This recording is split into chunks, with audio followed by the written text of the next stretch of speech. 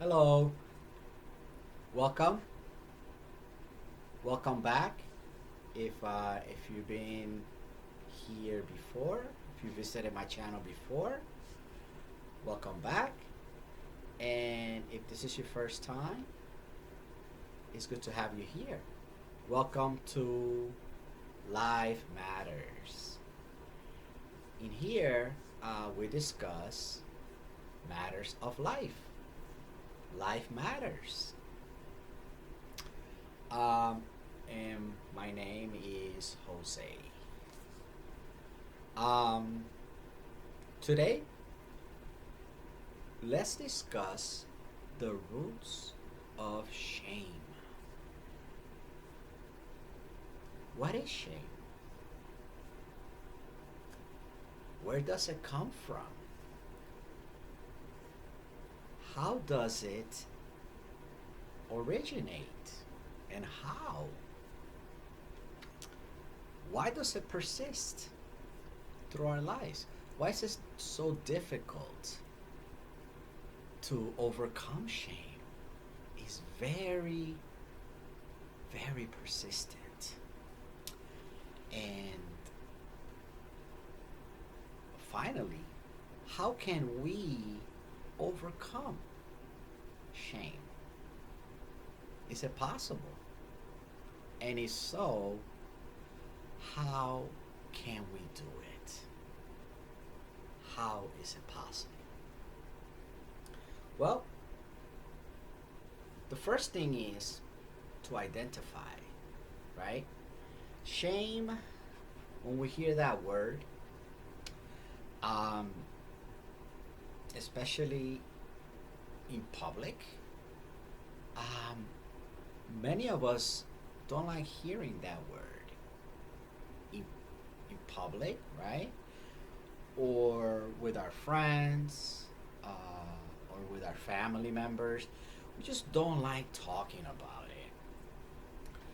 it because the word shame has a connotation, right? It sort of has a connotation that says I must I must be there's a reason why I'm ashamed, right? There must be a reason why I am ashamed, right? If I say my shame, then there's a there's like a connotation, right? That implies that there's must be something that I'm ashamed of, right? That there's must be something, right? That there must be something there. But that is not necessarily that's not the case, right? With shame, right? With toxic shame, right? More specifically, toxic shame, right? The shame that's there day in and day out, right? Day after day after day, right? So that's what we're going to talk about today, right? Um, so this shame, this toxic shame, right? Let's trace its roots, right? Where does this shame come from? Well, uh, during our first uh, days, weeks, months, uh, we were not born with shame, right? There is no shame, right? But, as early as birth, right? We are we absorb, right, the energy that's around us, right? The way our caretakers, right, take care of us. If it's in a loving and nurturing way, then we're going to absorb that, right? And if it's in a negative way, we're also going to absorb that, right? So shame starts very early, right? Very early in life, right? It is it's the outcome of abuse and neglect by our caretakers. Um, now, shame, right, needs language, right? And that's because self talk, the inner voice, right, that we all have, that negative self talk, right, that we all have, right, is the language of shame, right? That's how shame expresses itself, right? With our negative talk, right? Uh, right? We, you know, we think in language, right? Like, I'm a loser, right? I'm always making mistakes, right? Why can't I just get things right, right? Why can't I just do things right, right? That's negative self-talk is the language of shame, right? So shame begins to uh, begins its its beginning, right? Its beginning takes place during the time where language begins, right? Which is in the first half of the second year, right? So around 18 months, right? From 12 to 18 months, that is the beginning of language. That's when children start uttering, right? Words and things like words and start recognizing some words. So that's the beginning, right? When shame starts to grow, right, inside of us. Uh, it's during that time in our lives, right? So, again, shame, it's the result of abuse and neglect, trauma, right? When we're traumatized, right? Uh, it's it's the reason for uh, the toxic shame, right? That begins very early, even before we are aware of it, right? Obviously, right? We're babies, we're not aware what it is. We just know it, right? We just sense it, right? We just don't feel right, right? We just don't feel right. Um, so, shame, right? And you may ask, is shame the same as guilt, right? Is guilt the same as shame? Um, they are not, right? And I will explain to you why they're not, right? Like I explained shame, right? What shame is, I already explained, but I'm going to go a little further. Shame is, well, let me start with guilt. Let me start with guilt, right? Guilt is I feel bad because I did something wrong, right? I feel bad because I did something wrong, right? I made a mistake, right? Maybe I hurt someone, right? I hurt someone emotionally, right? Or there was an accident, right? And I feel guilty, right? I feel guilty, right? Now, when I feel guilty, I could do something about it, right? I could say I'm sorry, right? I could make amends, right? And I could move beyond the guilt, right? It's not that difficult. Uh, it's possible to move beyond the guilt.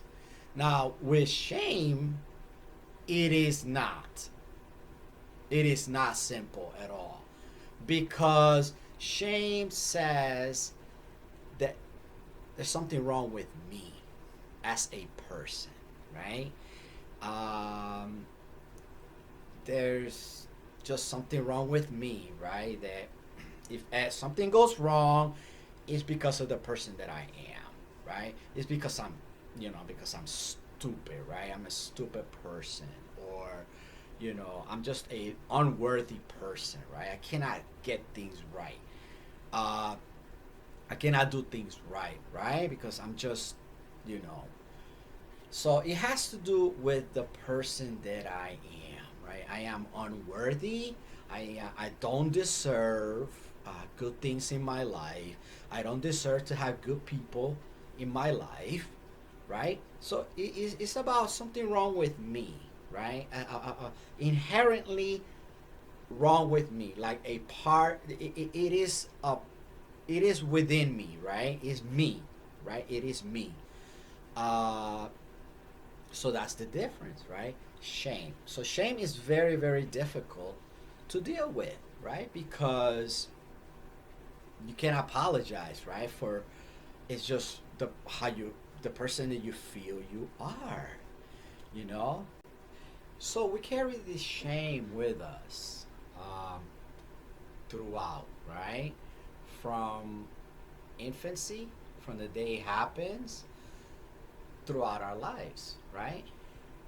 So why is this, right? Well, I have been reading a book. This book is titled "The Science of Shame." The Science of Shame. Um, and I learned some very interesting things while reading this book. Um, One of the things I learned is that shame has a biological aspect to it. Okay, that means that it is in a part of our brains, right? It's in a part of our brains called the basal ganglia, right? That's just above the limbic system, right? Now, the limbic system is that part of the brain that is associated with emotions, right?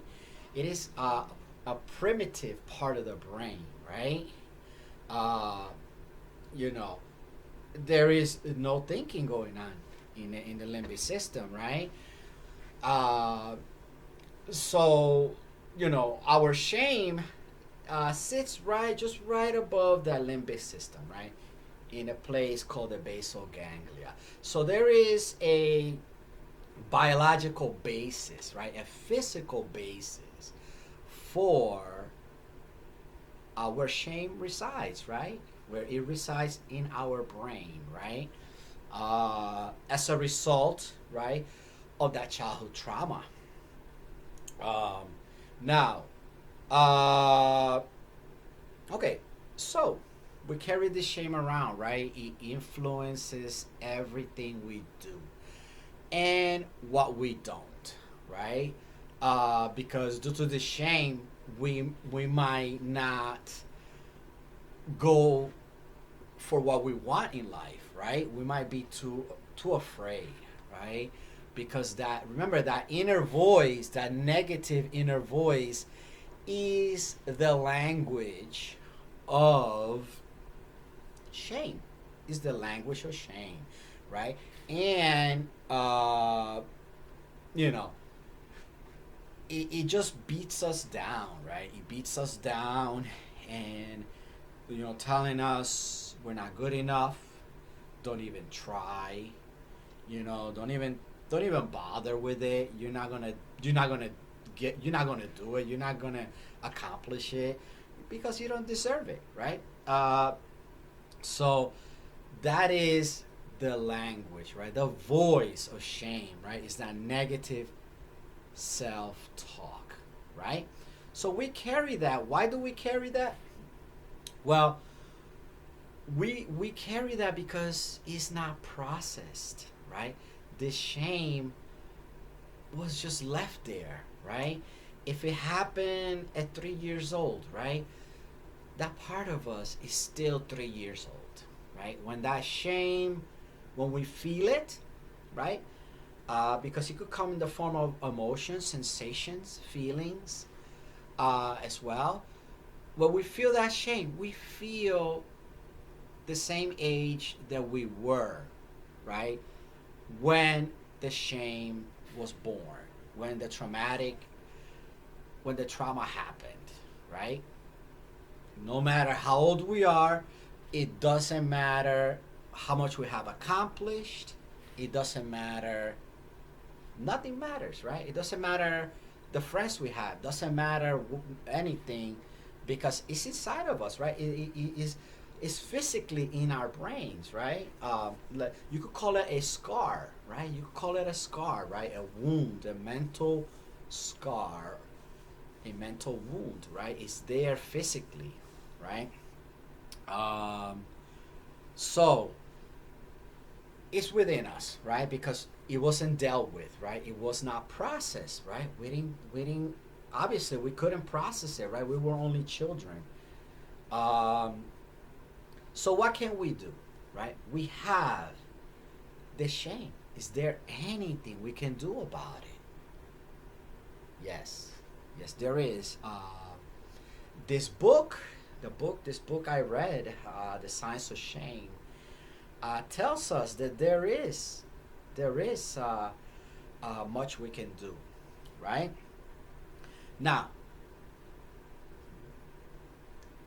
it was not processed, right? That is why it is still festering inside of us, because it was not processed. Now, what we need to do is process, process the shame, right? That means look at it, look at the shame, right? Don't run away from it, right? Instead of running away, instead of covering it up with accomplishments, with material things, or instead of numbing it with self medication, right? With alcohol and other drugs. Instead of doing all that, right? We can confront it, right? We can confront the shame, right? And with guidance, right? With a caring uh, counselor, right? With a caring therapist. If if it's very strong, right? If they're so powerful, right, that we can benefit, right, from a caring professional, right? Then that's something that will benefit us, right? Now, it's good to find someone that uh, is willing to go there with you and look at your shame, right? Because cognitive therapy, which is very it's a popular method, right? It's a very well used method of therapy. Um, does not look at, does not confront the shame, right? It does not confront the shame, right? Cognitive therapy just tells you to kind of think something else, right? Think differently, right? But according to this book that I read, it does not confront the roots of the shame, right? So again, to process the shame and finally overcome it, it is necessary to confront it. To that is to see it when it happened, go back within, right? Instead of running away, instead of covering it, instead of numbing it, confront it, right? Look at it. What happened? What happened? Right? What happened? Who did it? Right? Who did it? Who traumatized you? Right? How did they make you feel? How did they make you feel? Right? And if possible, letting that person know. If the perpetrator is still uh, is still in your life, or you have access to that person, then confronting that person and letting that person know how they affected you, right? What they did, right? How it wounded you. Um, and when you do so, right? When you go now, if the perpetrator is not available for some reason, then that is okay. It is not need the that perpetrator is not needed, because the shame is within you, right? It's within you. So that's you have to go within, right? And when you go within the age that the trauma took place, you're going to feel that age, right? So that's why it can be scary, right? Because you'll feel like a child again, but you will have your adult voice, right? You know better, you know more, right? So you're going to speak to the perpetrator, right, with your adult voice, right? And you will see that the perpetrator was also carrying shame, right? They they passed on that shame to you, right? And you caught it, right? You caught it, because shame is infectious, right? It mentally, in a psychological way, in a very real way, it's like a psychological virus, right? Because our parents have it, and they transmit it to us through abuse and neglect, right? Through trauma, okay? So processing, right? Processing the shame is how we can overcome it, right? Uh, and it's not easy, right? Often things that are worth it, right, are not easy to accomplish, and this is definitely something worth accomplishing. If you feel strong enough to share your experience with shame, please share it in the comments below, right? It could help other people, right? You sharing your own experience can definitely help with it can help other people, right? I myself have shared my experiences. Uh, you could see my other videos if you go to my channel, right? Click on and go to my channel. You could see that I have shared some of my experiences, right? And let me take this moment to tell you that that's how my own shame was born, right? I was traumatized, right? I was traumatized from very very early, even before birth, right? I was born nervous, right? I was literally born nervous, okay? So shame has been part of my life through my whole life, right? I was physically abused. I was emotionally neglected. I was sexually abused. So shame was couldn't avoid it, right?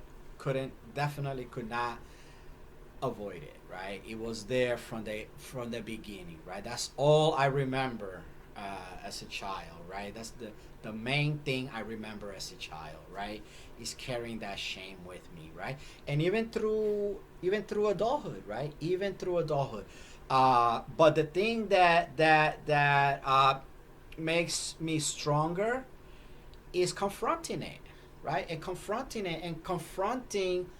uh, my parents. I have confronted my parents. I have uh, you know I have let them know how they hurt me, and what it did to me. and I think that that gave me a lot of strength, right? The shame doesn't disappear, but you become stronger. Because remember, it's biological, right? It's in there. It's in the basal ganglia, part of the brain. But you become much stronger, and the shame shrinks. It shrinks, right? Okay, so please share your experience with shame and how you have overcome it, or if you are still dealing with it, and if it's still a painful part of your life, and what do you hope to do about it. So if you found this discussion important, please go ahead and like the video, and if you like to hear more topics like these, go ahead and subscribe. Um, and It was a pleasure to discuss this very important topic with you today. And until next time, I wish you a wonderful day. Take care.